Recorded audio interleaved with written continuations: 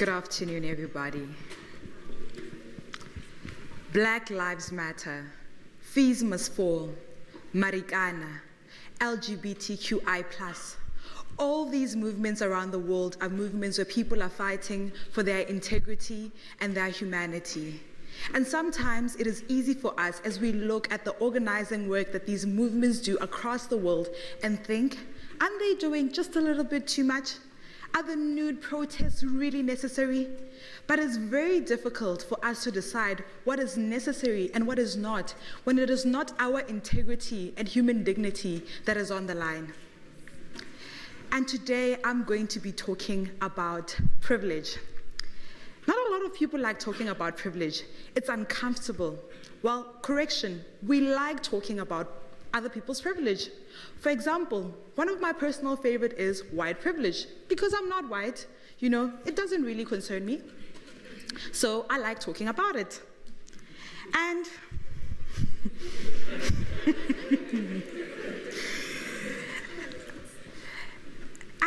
I mentioned the movements above because I wanted to tell you that just because something is not a problem to you personally does not mean it's not a problem.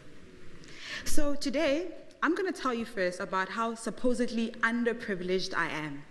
First of all, I don't have parents, and I was raised by my grandparents.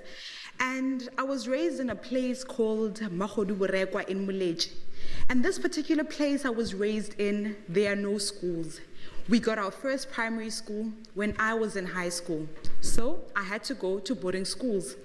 And because I went to boarding schools in the city, and because I come from a very rural community, and people who go to school in the city live in the city, there was a disequilibrium of access. Because I come from a rural area, and they live in the city. So in general, it is very valid for me to have assumed that, like these people that I go to school with are generally more privileged than I am. And the problem is that we think of privilege as an either-or situation. We think because somebody else has more of it, it doesn't mean you don't have any of it. But this is not how privilege works. Now I'm going to tell you another story about how privileged I am. I had people who looked after me. There are many people who don't have parents and they have nobody to look after them at the end of the day. And I was able to go to schools, much better schools than the ones in my community, schools that gave me better access to opportunities. And had it not been for those better schools, I probably wouldn't be standing before you today. And even in that, because I went to boarding school, there are some perks to going to boarding school, by the way. First of all, you have 3 jobs: to eat, sleep, and go to school. And because of that very reason, I only learned to cook this year because people have been cooking for me all my life. So I was very privileged.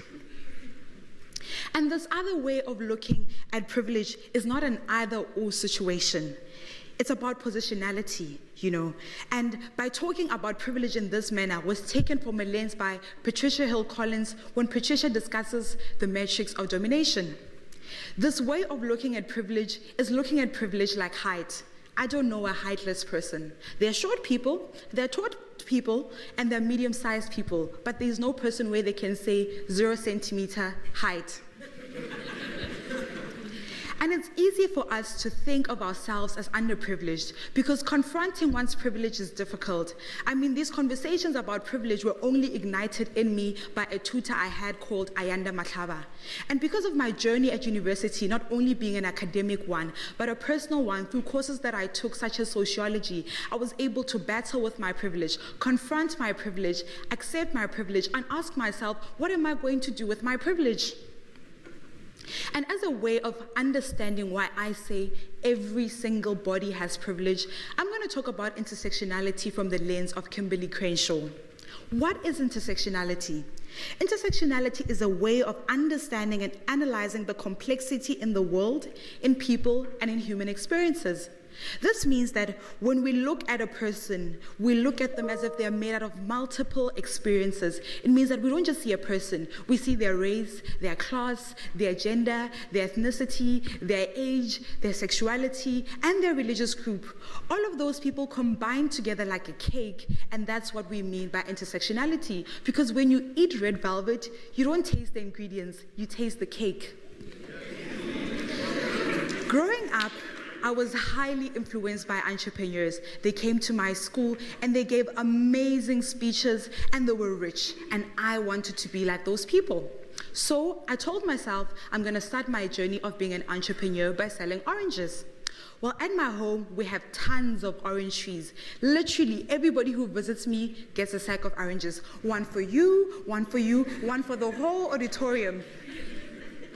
And so I came up with a smart plan about how I'm going to start selling my oranges at the market, and I approached my grandfather to explain exactly what was going to happen for me to start my journey to being an entrepreneur. And after I told my grandfather this brilliant, well thought out plan, my grandfather said it won't work. I was very confused. I'm like, I'm smart, I'm this and that. What do you mean I can't manage to sell sacks of oranges? And although my grandfather didn't use the word social capital, my grandfather told me that that is not how the people of that community buy commodities. They need to know you. You need to live in their community to sell to them. And what he was basically telling me is that you do not have the social capital to sell these oranges.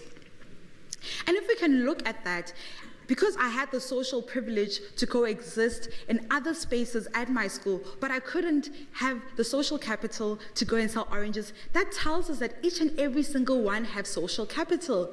It's just that there are some areas where our social capital is more prevalent than other areas. And there are certain things that, we become so used to them that even we don't recognize that those things are privileges. And I'm going to go through a short list of some of those things. And one of them is being able to express romantic affection to your partner in public. Being able to see a private doctor or mental health practitioner when you are ill. Belonging to a religious group where you get to have public holidays to observe religious holidays. Coming from a background that teaches you to ask for help when you can no longer cope, so that when they actually tell you that they're giving you tutors and lectures that you can have access to, you can actually be able to go there and ask for help from these people who are meant to help you. And being addressed in the correct pronouns. Speaking English is a privilege. And not having to worry about whether you're going to be able to get to class or not because the lift isn't working, because you're able-bodied. If the lift isn't working, you're just able to walk up the stairs. And some of these things some of you probably possess, and you've never realized they're privileges because you're so used to them that you did not see them as a privilege. Remember, I told you how I absolutely love entrepreneurs, right? So, how many of you have been to entrepreneurial talks or motivational speeches? You see, quite a number of you. And you're going to think I'm psychic after that. I'm going to tell you a story that they've all told you when they start presenting their talks. Hi, my name is Thabang. I'm just a boy from a small village in Limpopo. And although Thabang is saying that in order to try and display some kind of context to where he comes from so that everybody can understand that they eventually can get there too, but Thabang is no longer just a small boy from a village in Limpopo. Thabang is a millionaire of a JSE-listed company. But you see, if we're unable to constantly be cognizant of our privilege and how it changes from one place to the other in life, we're not able to understand and to know our power. And something happens when we're not able to recognize our privilege and how it can instantly change in a minute, like how it changed the minute you got accepted to be a UCT student. Although I might have been a village girl at a place with a very difficult address, I'm now a UCT student. And these are the three things that happen when we aren't cognizant of our privilege. Number one, we can abuse this privilege. For an example, if I'm involved in a dispute with a maid and she probably doesn't speak good English and I was in the wrong, and that dispute is taken to a disciplinary hearing and I have the better English to explain what happened in that dispute, she's likely to lose, although she's wrong, just because I speak English. And if you're not cognizant of this privilege, you're very unaware of how you navigate in these spaces. Number two, we limit our potential because we always see ourselves from a point of being underprivileged. So we're so busy focused on the things we don't have that we're unable to see the things that we do have. And we're unable to tap into our social capitals and the power that we hold. Number 3, we commit microaggressions. And we don't understand why it is important to learn to refer to people in the right pronouns because we're probably cis heterosexual people. So, we all have privilege because privilege is not an either-or situation. No. It's about the environment, and it's about in which environment you possess social capital in. And different people have different social capitals. And these social capital is effective everywhere. There's an environment where your social capital is more effective than the other. And just because it's not your problem does not mean that it's a problem. So today, I'm here to say that my name is Dimpho Thepa. I have privilege, and thank you for coming to my TED Talk.